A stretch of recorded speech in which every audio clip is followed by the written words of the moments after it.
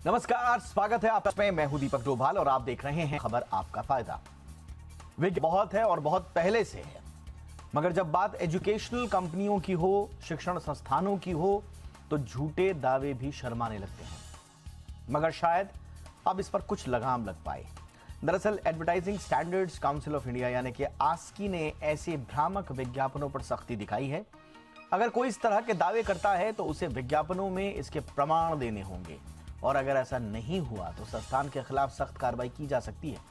आज हम इसी पर चर्चा करेंगे। झूठे दावे वाले विज्ञापनों को खोलेंगे, उनकी पूरी कलई खोलकर आपको दिखाएंगे, बताएंगे कि एजुकेशनल इंस्टीट्यूशंस फर्जी विज्ञापन दिखाकर छात्रों को अपने जाल में फंसाते हैं और फिर मोटी कमाई करते हैं। इस खास मुद्दे पर चर्चा करें, ये रिपोर्ट।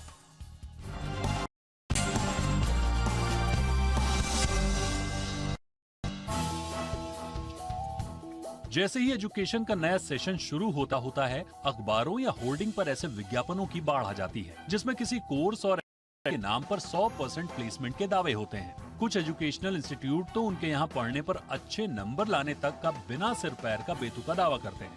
लेकिन एडवर्टाइजिंग इंडिया ASCI ने अब ऐसे भ्रामक और झूठे दावे करने वाले विज्ञापनों को लेकर नियम कायदों को बेहद सख्त कर दिया है। दरअसल ऐसे भ्रामक विज्ञापनों की एक अलग दुनिया होती है। इससे न केवल छात्रों और प्रतियोगी परीक्षा में बैठने वाले प्रतिभागियों के भविष्य पर असर पड़ता है, बल्कि पेरेंट्स की गाढ़ी कमाई में भी ऐसे झूठे विज्ञापन सेंध लगाने का काम करते हैं। ऐसे में ASCI ने साफ किया है कि संस्थान को विज्ञापन में ये दिखाना होगा कि उसका कोर्स, डिप्लोमा या डिग्री कहां से एफिलेटेड है या मान्यता प्राप्त है। यही नहीं, इसका फॉन्ट संस्थान के नाम के फॉन्ट के 50% से छोटा नहीं होना चाहिए। संस्थान ऐसा दावा नहीं कर सकते कि उनके यहाँ से कोर्स या डिप्लोमा करने पर नौकरी की गारंटी होगी, सैलरी बढ़ जाएगी, प्रमोशन मिलेगा, ज्यादा नंबर आएंगे या किसी अच्छे इंस्टीट्यूट में दाखिला मिल जाएगा। अगर कोई इंस्टीट्यूट इस तरह के दावे करता है तो उसे इसका प्रमाण भी देना होगा, नहीं तो ये डिस्क्लेमर देना होगा कि ऐसा पूर्व का ट्रैक रिकॉर्ड है, आगे भी इस तरह की सफलता मिलेगी, इसकी कोई गारंटी नहीं है। ऐसे डिस्क्लेमर के फॉन्ट के साइज दावे जितना ही होना चाहिए। वहीं अगर कोई संस्थान ये दावा करता है कि उसका कोर्स करने के बाद छात्रों की नौकरी लगी, तो साथ में ये भी दिखाना होगा कि उस बैच में से कितने लोगों की नौकरी नहीं लगी। अगर कोई संस्थान अपनी रैंकिंग को प्रमोट कर रहा है तो उसे ये रैंकिंग किस संस्था या एजेंसी ने ये भी बताना जरूरी होगा। साथ ही विज्ञापन में दिखाई गई प्रॉपर्टी या बिल्डिंग को लेकर भी संस्थानों को ट्रांसपेरेंसी बरतनी होगी। बिल्डिंग का स्ट्रक्चर वैसा ही होना चाहिए एड में दिखाया गया। संस्थान विज्ञापन इस तरह से पेश करते हैं जैसे अगर नहीं लिया तो बाद में सीट नहीं मिलेगी या पछताना पड़ेगा। ऐसे ऐड पर भी ASCI ने नकेल कसी है। वहीं कोई संस्थान जेंडर बेस्ड कोई विज्ञापन नहीं कर सकता। छात्रों को मानसिक अवसाद से बचाने के लिए ASCI ने एक और सख्त कदम उठाया है। ASCI ने साफ किया है कि ऐसे विज्ञापन कतई नहीं दिखाए जा सकते जिसमें बताया गया हो कि अच्छे नंबर लाने या सफलता पाने के लिए प्रतिभागी ने अपनी सेहत को ताक पर रखकर पढ़ाई की। वहीं ASCI ने ऐसे विज्ञापनों से बचने को कहा है जिसमें किसी लूजर होने की भावना है। जाहिर है ASCI ने शिक्षण संस्थानों की एड वाली चालाकी पर एक ऐसा तगड़ा प्रहार किया है जो छात्रों को मानसिक सुकून देने वाला जरूर है। लेकिन क्या शैक्षिक संस्थानों पर नकेल कसने में ASCI की सख्ती कारगर साबित होगी, इसे लेकर भी सवाल हैं। ब्यूरो रिपोर्ट, जी मीडिया। बहुत ही खास मेहमानों का पैनल आज हमारे साथ जुड़ रहा है इस मसले पर बातचीत करने के लिए। श्वेता पुरंदरे जी इस वक्त हमारे साथ जुड़ चुकी हैं, पूर्व महासचिव हैं आस्की की। श्वेता जी, बहुत बहुत स्वागत है मैम आपका। हमारे साथ हैं हरीश बिजोड़ साहब जो कि जाने माने ब्रांड गुरु हैं। हरीश जी, बहुत बहुत स्वागत है आपका। हमारे साथ हैं नीतू सिंह जो कि फाउंडर एंड डायरेक्टर हैं KD कैंपस की। नीतू मैम, आपका भी बहुत बहुत स्वागत है। श्वेता जी, सबसे पहले चर्चा की शुरुआत आपसे ही। एक लंबा इतिहास रहा है इस समस्या, लेकिन अब ये जो गाइडलाइंस दी गई हैं आस्की की ओर से, क्या ये पर्याप्त हैं? और जब इस तरह के जो शिक्षण संस्थान वो रैंकिंग के नाम पर, अवार्ड्स के नाम पर, रिकॉग्निशन के नाम पर, कभी-कभी क्लेम्स जो होते हैं इनके नाम पर, वो किसी ना किसी रूप में भ्रम में ले ही लेते हैं बच्चों को, तो आपको लग रहा है कि पूरी तरह से ये रुक पाएगा या कुछ और भी करने की आवश्यकता है? सबसे पहले मैं ये बता दूं कि ये एजुकेशनल गाइडलाइंस है, काफी समय से, काफी सालों से रही हैं। नया उसमें एक अमेंडमेंट होने जा रहा है, ये अभी ड्राफ्ट स्टेज में है। है स्टीरियोटाइपिंग नहीं हो, क्योंकि एस्की का जो चैप्टर 1 है वो भ्रामक विज्ञापनों का है। 3 वो है कि बच्चों की मानसिक हानि, क्षति ना हो, इस बारे में ध्यान जरूर दिया जाए। तो उनकी सफलता के लिए वो जिम्मेवार हैं, तो बहुत सारे पैसे इसमें एजुकेशन में खर्च, उन्हें प्रेशर हो कि खर्च करने चाहिए। तो कि एस्की की जो गाइडलाइन है, ये गाइडलाइन पूरी गाइडलाइन नहीं है, इसमें एक कॉम्प्लीमेंट्री उन्होंने एक चैप्टर जोड़ दिया है। मेरा ये मानना है कि इस बहुत कुछ करना ज़रूरी है, और उसके लिए एस्की के साथ साथ मिनिस्ट्री ऑफ एजुकेशन और सेंट्रल कंज्यूमर प्रोटेक्शन अथॉरिटी, इन्होंने काम करना बहुत ज़रूरी है। क्योंकि कुछ साल पहले, कोरोना होने से पहले, कोचिंग क्लासेस की भरमार थी हमारे देश में। हर कोने में नूक एंड कॉर्नर हम जो बोलते हैं, तो हर जगह कोचिंग क्लासेस रहते हैं, और वो बहुत विज्ञापन करते रहते हैं। वो प्रिंट मीडियम में ज़्यादा होते थे। कोरोना के चलते एडटेक सेक्टर बहुत तेजी से बढ़ा, साथ भ्रामक विज्ञापन भी बहुत बढ़ रहे हैं। और लेकिन मैं इस प्रपोजल पर आपके पास आना चाहूंगा। आपने बिल्कुल सही कहा। दरअसल आस्की जो है इसके रिवीजन का प्रपोजल लेकर आ रहा है, उसमें रिवाइज करने जा रहा है, और इसीलिए ये पब्लिक कंसल्टेशन के लिए रखा गया है। और आस्की जो चाहता है, आस्की दरअसल ये चाह रहा है कि अब पहले की तरह जो क्लेम्स हैं, वो उसकी तो गाइडलाइंस हैं ही, तो क्लेम में आपको ट्रूथफुल रहना है, लेकिन साथ ही साथ आस्की अब एक जो बच्चों के मनोविज्ञान पर जो असर पड़ता है, उसको वो चाहते हैं कि वो दुरुस्त हो, उसके लिए जिम्मेदारी भी तय हो, चाहे वो फिजिकल हो, वो मेंटल हो। मॉरल डिस्ट्रेस, अगर किसी विज्ञापन को देखकर या किसी दावे को देखकर बच्चा फिजिकली, मेंटली या स्ट्रेस में आ रहा है, या उसकी वल्नरेबिलिटी एक्सप्लॉइट हो रही है, तो लेकिन श्वेता मैम, ये होगा कैसे? क्योंकि जैसा हम देख रहे हैं, बच्चों को जिनको कहा जाता है कि ये होशियार बच्चे हैं, ये तो सबसे अग्रणी बच्चे हैं, उनको क्लिक बेट की तरह इस्तेमाल, और ऐसा कहा जाता है कि जो बेस्ट होगा वही इस सोसाइटी में रहने लायक है, उसी को सफलता मिलेगी। बाकी कहीं ना कहीं एक अंधी दौड़ में चले जाते हैं कि हमें तो बेस्ट बनना है, वरना हम सर्वाइवल भी नहीं कर पाएंगे। को एड्रेस आखिर जाएगा मैम? तो इसके बारे में मीडिया में जो अपडेट्स आई थी, मैं आपको बताना चाहती हूँ कि जनवरी में एक एमपी, लोकसभा एमपी कार्ति चिदम्बरम जी ने एक ओपन लेटर लिखा था एस्की को, और उन्होंने 2 मुद्दे उठाए थे। एक तो मिस सेलिंग, जो भ्रामक विज्ञापन के थे, और दूसरा हार्ड सेलिंग। और हार्ड सेलिंग में भी ये मुद्दा रहा है कि डेटा प्राइवेसी जो है, उस पर कोई कंट्रोल नहीं है हमारे देश में। डेटा इकट्ठा किया जा रहा है और इससे सेलिंग हो रही है। तो एस्की के द्वारा, गाइडलाइंस के द्वारा विज्ञापन पर रोक तो जरूर लग सकती है, मगर जो डैमेज उन्होंने कर चुका है विज्ञापन के चलते हुए, 2 महीने, 3 महीने, 6 महीने, पैसों की जो क्षति हुई है पेरेंट्स की, उसको कंट्रोल कैसे किया जाए। तो एस्की के गाइडलाइन, उनके हाथ और मजबूत करना ज्यादा जरूरी है, क्योंकि विज्ञापन रोकना ठीक है, बट उसके आगे क्या, जिनका नुकसान हुआ है उनका क्या। एब्सोल्युटली। नीतू सिंह मैम, अब ये बड़ी एक ऐसी सिचुएशन है जो वाकई में हम किस ओर ले जाना चाहते हैं, एजुकेशन को या एजुकेशनल एडवर्टीजमेंट को, ये एक बहुत बड़ा प्रश्न चिन्ह खड़ा उठता है।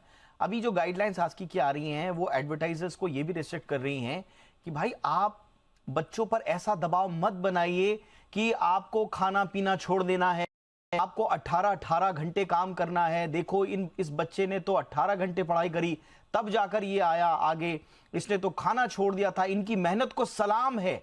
तो जब हम कहते हैं इनकी मेहनत को सलाम है, तो ऐसा लगता है कि जो बच्चा 20 घंटे, 18 घंटे, 16 घंटे नहीं पढ़ेगा, वो नहीं पाएगा। तरह के मिसलीडिंग आप कह सकते हैं इनको, क्योंकि ये बच्चों के मानसिक अवस्था के लिए अनहेल्दी हैं। ये को समझ में आ रहा है, शायद समाज के कुछ लोगों को समझ में आ रहा है, लेकिन क्या एजुकेशनल इंस्टीट्यूशंस को ये समझ में आ रहा है मैम कि एडवर्टीजमेंट के चक्कर में वो बच्चों की मानसिक सेहत से, उनकी मानसिक अवस्था से खिलवाड़ कर रहे हैं? सर ये बहुत ज़रूरी था आना, बहुत पहले ही आ जाना चाहिए था। मैं आपको एक एग्जांपल देती हूँ, जैसे नीट वगैरह के जब रिजल्ट्स आएंगे आप देखिएगा, डिफरेंट इंस्टीट्यूट्स 1 से लेकर 10 तक के जो टॉपर्स होते हैं, वो आप 4 इंस्टीट्यूट का देखिए जो टॉप मोस्ट इंस्टीट्यूट्स हैं नीट और आईआईटी वगैरह में, वो सब में वही टॉपर्स दिखेंगे आपको। आपको मैं बता रही हूँ बहुत ही मोरल डिग्रेडेशन हुआ है इस क्षेत्र का, क्योंकि किसी एक इंस्टीट्यूट से पढ़े हैं, क्योंकि हमारे पास सेकंड रैंकर है, फर्स्ट रैंकर नहीं है, तो फर्स्ट रैंकर को खरीदा जाता है। अब ये जो बच्चे आज एक लेवल पे आके बिक रहे हैं, कल वो जो समाज में आएंगे और एक प्रतिष्ठित नौकरी उनके पास होगी, तो सर वही सेम काम वो वहां भी करेंगे, क्योंकि वो उन्होंने इजी मनी देख लिया है। एक जगह से पढ़े हैं, 4 जगह से वो पैसे कमा रहे हैं। पहली बात तो ये है कि बच्चों का मॉरल डिग्रेडेशन होता है। दूसरी बात है सर, ये जो टॉपर फर्स्ट रैंकर है, अगर उसको फिर से एग्जाम दिया जाए तो हो सकता है सेकंड बार में वो फर्स्ट रैंकर नहीं रहेगा। ये कई बार ऐसा होता है कि ठीक है बच्चा का सिलेक्शन तो होगा, लेकिन जो टॉपर्स होते हैं जरूरी नहीं कि अगले बार एग्जाम देके वही टॉपर बनेंगे। लेकिन इनको दिखा दिखा के जो बाकी बच्चों का मेंटल हैरेसमेंट होता है, वो बाकी बच्चे अपने आप को ये फील करते हैं कि हम समाज में किसी के लायक नहीं है, किसी काम के लायक नहीं है। सर 95% स्कोर नहीं कर पाएंगे, ये सोच के एक लड़की ने सुसाइड कर लिया, एक बच्ची ने 10th स्टैंडर्ड की बच्ची ने सुसाइड कर लिया। तो ये बच्चों पर बहुत मेंटल प्रेशर भी डालता है। मेरा कहना है कि संस्थान अपने एडवर्टीजमेंट्स करे, कितना परसेंट रिजल्ट दे रहा है इस पर करे। टॉपर्स को खरीदने के बदले में 100 बच्चे पढ़ाया है, तो अगर आपने 100 बच्चे में 50% रिजल्ट दिया है, वो भी बहुत अच्छा है। वो परसेंटेज पे अपना रिजल्ट घोषित करें, क्योंकि सर हजारों बच्चों को पढ़ा चंद रिजल्ट सिर्फ 1 से 10th रैंकर आप खरीद के दिखा रहे हैं। ये स्थान अपने साथ साथ पेरेंट्स का, उन सब का मोरल डिग्रेडेशन कर रहे हैं। एब्सोल्युटली। और श्वेता मैम, मैं आपके पास आऊंगा, लेकिन साथ एक और खास मेहमान हरीश साहब भी जुड़े हुए हैं। हरीश बिजूर साहब जाने गुरु हैं। हरीश जी, मैं थोड़ा सा आपका टेक भी समझना चाहूंगा। क्या आपको लगता है आस्की की ये जो प्रपोज्ड गाइडलाइंस हैं, जो पुरानी गाइडलाइंस को रिवाइज करने के लिए लाई गई हैं पब्लिक में, क्या आपको लगता है ये पर्याप्त हैं या इसमें कुछ जोड़ना घटाना आप उचित समझते हैं? मेरी राय में जब मैं आस्की की गाइडलाइंस देखता हूं, जो एजुकेशनल इंस्टीट्यूशंस और एड टेक इंस्टीट्यूशंस की एडवर्टाइजिंग के बारे में जो चर्चा हो रही है, जब मैं इसे देखता हूं मेरे मन में ये आती है कि ये बहुत सही चीज़ आस्की कर रही है। क्योंकि देखिए, हमारे एजुकेशन सेक्टर बहुत एग्रेसिव सेक्टर है और एजुकेशन सेक्टर में बहुत सारे बच्चे आते हैं डिफरेंट लेवल्स में। कोई भी लेवल की बात करें आप, इस सेक्टर में प्रेशर बहुत होता है, मानसिक प्रेशर बहुत होता है।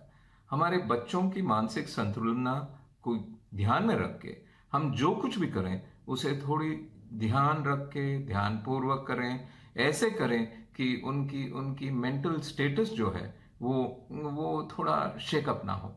तो इस हिसाब से ये ठीक बात है कि आप प्रेशर ना डालें बच्चों पे, कोई भी लेवल के हों। आप जो कुछ भी कहें सच सच कहें। और तीसरी बात यह है कि जो कुछ भी कहें आप इतनी सिंसियरिटी से कहें जैसे आप अपने बच्चों को काउंसिल कर रहे हैं। एब्सोल्युटली। अब इसमें देखिए एक ग्रे एरिया रह जाता है। शायद हमारे दर्शकों को भी इस बात की पूरी तरह जानकारी नहीं होगी, हो सकता है किसी को हो, लेकिन क्या आपको मालूम है अगर आपके बच्चे के साथ कोई धोखा हो जाता है, कोई शिक्षण संस्थान, और अगर आप जाते हैं नेशनल कमीशन के पास, आप जाते हैं कोर्ट्स में, या आप जाते हैं उपभोक्ता विवाद निवारण आयोग के पास, तो वहां पर आपको एक दलील दी जाएगी, और वो दलील बड़ी पुरानी हो गई है। ये दलील दी जाएगी कि education is not a commodity and students are not consumers. अब जैसे ही आप बोलेंगे कि एजुकेशन कमोडिटी नहीं है और स्टूडेंट्स कंज्यूमर्स नहीं हैं, तो फिर कंज्यूमर आयोग आपकी हेल्प कर पाने में उसके हाथ बंधे हुए हैं। तो ये लाचारगी है, यानी कि आपकी सुनवाई कहीं नहीं होगी, आपको लौटा दिया जाएगा। तो ये स्थिति कब तक? तो क्या सिर्फ गाइडलाइंस के साथ हमें कानून में भी अब अमूलचूल परिवर्तन लाने की आवश्यकता है? इस पर करेंगे चर्चा एक छोटे से ब्रेक के बाद।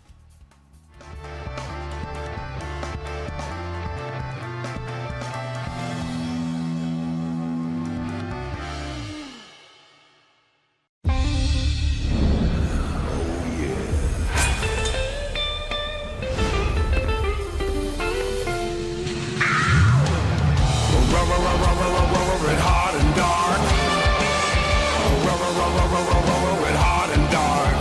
'Cause there ain't no fire without a spark.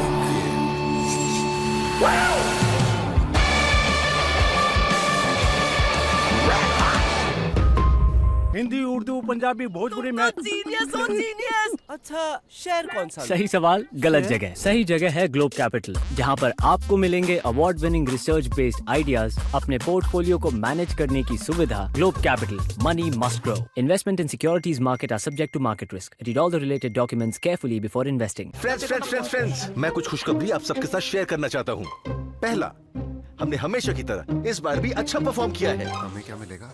दूसरा, हम एम्प्लॉय बेनिफिट में इन्वेस्ट करेंगे। अरे बता भी दो क्या मिलेगा। और तीसरा, हम LIC के ग्रुप फंडेड प्लान्स में इन्वेस्ट करेंगे। अरे सब कुछ मिलेगा।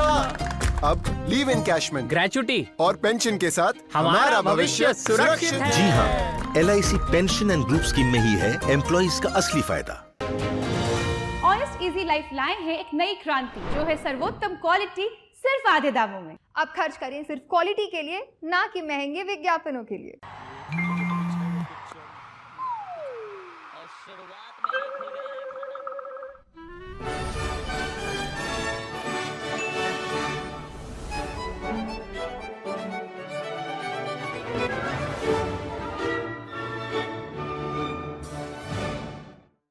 गैलेंट एडवांस TMT सरिया, इसकी ताकत की ढाल और इसकी फ्लेक्सिबिलिटी रखे घर को सॉलिड सालों साल। गैलेंट एडवांस TMT सरिया, निर्माण का रियल हीरो।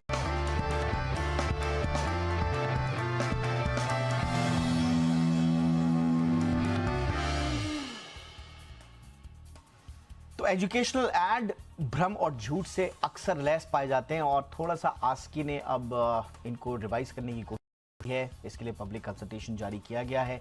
गाइडलाइंस तो पहले थी, लेकिन इस बार जो आस्की का फोकस है वो थोड़ा सा बच्चों के मनोविज्ञान पर जो इसका असर पड़ता है इस तरह के एडवर्टीजमेंट्स का, उस पर ज्यादा फोकस है। लेकिन इसी के बहाने हम पूरा का पूरा ये जो माया जाल है शिक्षण एड के नाम पर, इस पर हम चर्चा कर रहे हैं। अब श्वेता मैम, जैसा कि मैं कह रहा था कि एक थोड़ा सा ग्रे हमारे यहाँ रह गया है, जिसकी वजह से बार बार आज ही मैं खबर पढ़ रहा था शिमला में वाद निवारण आयोग उन्होंने फिर दोहराया इस बात को। वो कह रहे हैं कि भाई शिक्षा अगर वस्तु ही नहीं है तो फिर छात्र को हम उपभोक्ता कैसे मान लें, और अगर उपभोक्ता वो कंज्यूमर प्रोटेक्शन एक्ट के डेफिनेशन के तहत अगर वो कंज्यूमर नहीं है तो फिर उसको फिर कैसे संरक्षण मिलेगा कानून का। ये एक बड़ा प्रॉब्लमैटिक एरिया है। तो क्या मैम आपको लगता है कि आस्की के साथ साथ, और आस्की बहुत अच्छे काम करता है, बहुत पहले से वो इस पर काम कर रहा है, बहुत अभूतपूर्व काम आस्की ने किए, लेकिन आस्की के बारे में बार बार यही कहा जाता है कि कभी कभी टूथलेस टाइगर हो जाता है आस्की। अगर कोई नहीं मान रहा है बात तो आप बाध्य नहीं हैं आस्की की बातों को मानने के। आप ज्यादा से ज्यादा उनको एक नोटिस थमा देंगे। कानूनी जो डिटरेंस चाहिए शायद वो नहीं है। तो फिर सही अप्रोच अब क्या होनी चाहिए मैम? तो पहली बहुत अच्छी बात हुई है कि CCPA का गठन हुआ। ये पहले नहीं था, तो एक कानूनी बैकस्टॉप है, तो CCPA के जरिए मिल सकता है। दूसरी चीज मैं आपको बता दूं कि UGC ने एक नोटिस इशू किया था कि एक जो ये गाइडलाइंस में लिखा गया है कि शैक्षणिक संस्थान उनको मान्यता है भी या नहीं, क्योंकि ऑनलाइन PhD प्रोग्राम को बहुत सेल किया जाता है और फॉरेन यूनिवर्सिटीज की बात की जाती है और बच्चों के करियर से खिलवाड़ है और बहुत उनके फीस उनको भरने पड़ते हैं और ये रिकॉग्नाइज ही नहीं है अगर कोर्स, तो आगे क्या? तो करियर से खिलवाड़ हो रही है बच्चों की। तो इसके लिए UGC का जो नोटिस इशू हुआ है उसके बावजूद विज्ञापन चल रहे हैं।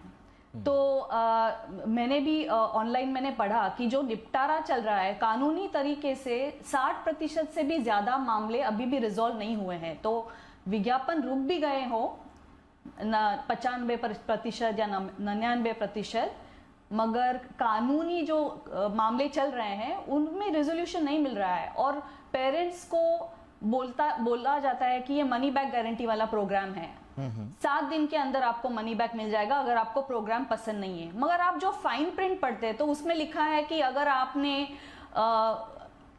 ब्रोशर डाउनलोड कर दिया तो आपको पैसे नहीं मिलेंगे, पैसे मिलेंगे मगर आपके X अमाउंट आपको एडमिनिस्ट्रेटिव चार्जेस कट हो जाएंगे। तो इतना मुश्किल है कि ये टर्म्स एंड कंडीशंस के अंदर वो पैसे उनको नहीं मिलते। तो कानूनी इसमें बहुत उसको सक्षम करना बहुत जरूरी है कि गाइडलाइंस है, गाइडलाइंस पहले भी थी। ये जो अभी बोला जा रहा है कि बच्चों को दुखी ना दिखाएं, वो हैप्पी दिखा रहे हैं, वो एक छोटा सा ही पहलू है मेरे हिसाब से। जैसे गोरेपन की क्रीम की बात पहले होती थी कि सांवले रंग के लोग दुखी है और फिर गोरे बन के वो खुश होते हैं। तो ऐसे एक विज्ञापन में आपने देखा है कि एक एक जगह आपको 2-2 ट्यूशन टीचर का लाभ मिलने वाला है। मगर ये बहुत छोटी बात है मेरे हिसाब से। अनरिकॉग्नाइज्ड इंस्टीट्यूट्स जो विज्ञापन कर रहे हैं, जॉब आप देखेंगे गारंटीड हैशटैग का विज्ञापन आपको यूट्यूब पे मिलेगा और ये टॉप 10 एडटेक कंपनी का विज्ञापन है। Absolutely ma'am. और याद है आज से कुछ साल पहले जॉब गारंटी पर जो है जब सख्ती हुई, जब सब लोगों ने कहा कि भाई आप गारंटी कैसे दे सकते हैं और इस पे कई बार वाद विवाद भी हुए, तो उन्होंने जॉब गारंटी की जगह एक शब्द जोड़ दिया असिस्टेंस, लेकिन 100% नहीं हटाया। तो सारा खेल 100% का है। हाँ। नीतू मैम, ये जो 100% जो आपको प्लेसमेंट मिलेगा, 100% आपको जॉब मिलेगा, अब गारंटी पे आपने आपत्ति उठाया तो असिस्टेंस मिलेगा। अब बच्चा जाता है वो तो 100% देखता है, वो कहेगा कि बिल्कुल यहाँ तो गारंटी है। और जब वो जाता है लड़ता है इंस्टीट्यूशन से, तो इंस्टीट्यूशन वाले बोलते हैं प्लीज देखो आपको पढ़ना चाहिए था, गारंटी नहीं है, ये तो असिस्टेंस है, असिस्टेंस के लिए हम है ना, आप बताइए आपको कहाँ जाना है, हम आपको असिस्ट कर लेते हैं। तो इस तरह से बच्चे और बच्चों के माँ बापों को मूर्ख बनाया जाता है। देखिए मैम, सरकार तो, अब मैं जैसा कह रहा हूं कि लॉ खुद कह रहा है कि भाई जब शिक्षा कमोडिटी नहीं है तो हम उपभोक्ता कैसे मान लें एक बच्चे को, तो कानून के हाथ भी बंधे हुए हैं। हालांकि ये नहीं होना चाहिए। हम तो सरकार से दरख्वास्त करेंगे कि इस डेफिनेशन को प्लीज थोड़ा सा क्लियर कीजिए अपने दिमाग में भी। कमोडिटी है इस देश में शिक्षा, इस देश में शिक्षा को धंधा बनाया जा चुका है, और आज से नहीं बहुत पहले से। आप आंख बंद करके रहिए, इसमें आपको रोकने वाला कोई नहीं, लेकिन आप थोड़ा सा प्लीज ये आंखें खोलिए। जितने भी हमारे कंज्यूमर से जुड़े हुए जितनी भी एंटिटीज हैं, जितने एक बच्चे को न्याय दिलाने के लिए आपको अगर एक छोटा सा परिवर्तन करना है न्याय कानून में, तो क्यों नहीं कर देते आप जानते हैं फिर भी बच्चों को न्याय दिलाने के लिए। बहरहाल ये बहस बड़ी लंबी हो जाएगी, लेकिन नीतू मैम क्या किया जाए? कुछ इंस्टीट्यूशंस हैं जो अच्छा काम कर रहे हैं, लेकिन बाकी इंस्टीट्यूशन की वजह से अगर पूरा का पूरा शिक्षण का व्यवसाय आप कहें, सोच कहें, अगर बदनाम हो रही है, तो फिर आवाज तो अंदर से ही उठनी चाहिए मैम, शुरुआत वहीं से हो। सर ये सब ही आजकल बच्चे भी ये बात कहने लगे हैं कि एजुकेशन हो गया है, और ये बहुत ही गंदा शब्द लगता है सुन के, क्योंकि हम तो मैं इस क्षेत्र में हूं, आज तक कभी मैंने ये यूज नहीं किया कि 100% आपका सिलेक्शन होगा है। वैकेंसीज पर निर्भर करता है। ज्यादा वैकेंसीज आते हैं तो कट ऑफ नीचे जाता है, कम वैकेंसीज होगा तो कट ऑफ ऊपर जाएगा। तो बहुत सारे क्राइटेरिया चीजों पर है जो सिलेक्शन निर्भर करता है। इसलिए कभी भी, तो मैंने हमेशा आपको यही कहा है कि संस्थान आपके परसेंटेज दिखाए कि हमने कितना % स्टूडेंट्स को क्वालिफाई करवाया है। इससे आपके पढ़ाने के तरीके और आपके जो गुणवत्ता है वो पता चलता है, और सिलेक्शन खरीदा ना जाए। दूसरी बात एक और चीज है सर, बच्चे काफी जागरूक भी है, सोशल मीडिया का थैंक्स है ये कि बच्चे जागरूक हैं। अगर उनके मारे जाते हैं तो बच्चा ये जरूर करता कि जरूर उस संस्थान को उनके ऐप में, ये बहुत अच्छा हुआ है। और दूसरी बात है कि अगर कोर्स इस मामले में शायद कानूनी रूप से नहीं अटेंड कर सकते हैं, लेकिन मैं बच्चों को बताना चाहूंगी, तो उनको सीधा भगा नहीं दिया जाता है, बल्कि उनके कंप्लेंट सुने जाते हैं और उस कंप्लेंट पर एक नोटिस तो जरूर भेजा जाता है ताकि वो संस्थान जवाब दे कि ऐसा क्यों हुआ। तो बच्चे भी जागरूक है, कोर्स भी समझते हैं कि आउट ऑफ द वे जाके बच्चों की हेल्प करनी चाहिए, और एक कमोडिटी मान लिया जाना चाहिए एजुकेशन को, क्योंकि सर GST लागू है ही एजुकेशन इंस्टीट्यूट्स पे, तो एज अ सर्विस हम प्रोवाइड कर रहे हैं। तो बाकी जैसे सर्विस सेक्टर को ट्रीट किया जाता है, एजुकेशन को भी वैसे ही सर्विस सेक्टर की तरह ट्रीट किया जाए। एब्सोल्युटली, बिल्कुल, ताकि ये जो ग्रे एरिया बच गए हमारे कानून में, ये ग्रे एरिया रहे ही नहीं। कोर्ट में मैं देख रहा हूँ 2000 से 1997 2000 के बाद से ये चल रहा है और हर बात जो है ये जो लाइन है ये आ जाती है। बहरहाल हरीश बिजूर साहब, जरा संक्षेप में एक बच्चे के, आप क्योंकि एडवर्टीजमेंट में हैं, मनोविज्ञान पर किस तरह का असर पड़ता है, जिस पर इस बार आज की फोकस भी कर रहा है। ओवरऑल जो हम बहस कर रहे हैं, थोड़ा उसका मनोवैज्ञानिक पहलू क्या है? इस सवाल पे मेरा विचार बहुत प्योरेस्ट है। मेरे हिसाब से मैं सोचता हूं कि एक एजुकेशनल इंस्टीट्यूशन कभी भी विज्ञापन का सहारा ना ले। एजुकेशन इंस्टीट्यूशन कभी भी एडवर्टाइजिंग ना करें। अभी तो ये हो सकता है क्या? मेरे हिसाब से मैं जब ये कहता हूं, इसलिए कहता हूं कि मन में बात यह है कि भारत में लक्ष्मी यानी धन और सरस्वती एक साथ हाथ पकड़ के एजुकेशन सेक्टर में नहीं चलती है। अगर आप विज्ञापन को देखें, वो लक्ष्मी की खर्चा होता है, और अगर एजुकेशन को देखें तो सरस्वती है। मेरे हिसाब से ऐसी बात करें कि आप ऐसे एजुकेशनल इंस्टीट्यूशंस को डेवलप करें जहां पर एक मैग्नेट स्टेटस, एक चुंबक स्टेटस बन जाए, जहां पर लोग आते हैं तो रेपुटेशन के हिसाब से आते हैं, विज्ञापन के हिसाब से नहीं। लेकिन आपने बात तो बहुत अच्छी कही, बड़ी सुनने में बड़ी अच्छी लगी, लेकिन प्रैक्टिकल रूप में होता ये है कि सरस्वती को जो है पीछे कर दिया जाता है और इंस्टीट्यूशन में घुसाने के लिए, बच्चों को एडमिशन कराने के लिए लक्ष्मी को आगे कर दिया जाता है। कहा जाता है कि देखिए हमारे यहाँ से निकले हुए बच्चों के पैकेज इतने हैं, इनको 1 करोड़ का पैकेज मिला, इनको 50 लाख का पैकेज मिला। तो लक्ष्मी तो सर अब घुस चुकी है, और वो लक्ष्मी जो है दिमाग में भी है, और लक्ष्मी जो है वो हर एडवर्टीजमेंट में आपको दिखाई देती है, और एस्पिरेशन में भी वो लक्ष्मी खोजने की कोशिश करते हैं। बहरहाल यहाँ पर लक्ष्मी और सरस्वती का जिक्र करके मामले को थोड़ा उस दिशा में हम मुड़ना नहीं चाहते, लेकिन बहरहाल ये जो थोड़ा सा मॉरली सबको सोचना पड़ेगा, हमारे शिक्षण संस्थानों को भी, आज की तो है यही, लेकिन मुझे लगता है अब सीन में आना चाहिए गवर्नमेंट ऑफ इंडिया को, कुछ सख्त कानून आए जिसमें परिभाषाएं क्लियर हो, एक बच्चे को कंज्यूमर के दायरे में लाया जाए। सबसे पहले तो ये काम होना चाहिए, उसके बाद बाकी चीजें हों। तो जब तक ये नहीं होगा, मेरे ख्याल से बात हमेशा अधूरी ही रह जाएगी। बहुत बहुत शुक्रिया आप तीनों का हमसे जुड़ने के लिए, आपने वक्त निकाला। Thank you so much. Shweta Purandare ma'am, बहुत बहुत शुक्रिया आपका। हरीश बिजूर सर, बहुत बहुत शुक्रिया। नीतू सिंह मैम, आपका भी बहुत बहुत शुक्रिया। आपकी खबर, आपका फायदा में इतना ही। इजाजत दीजिए, नमस्कार।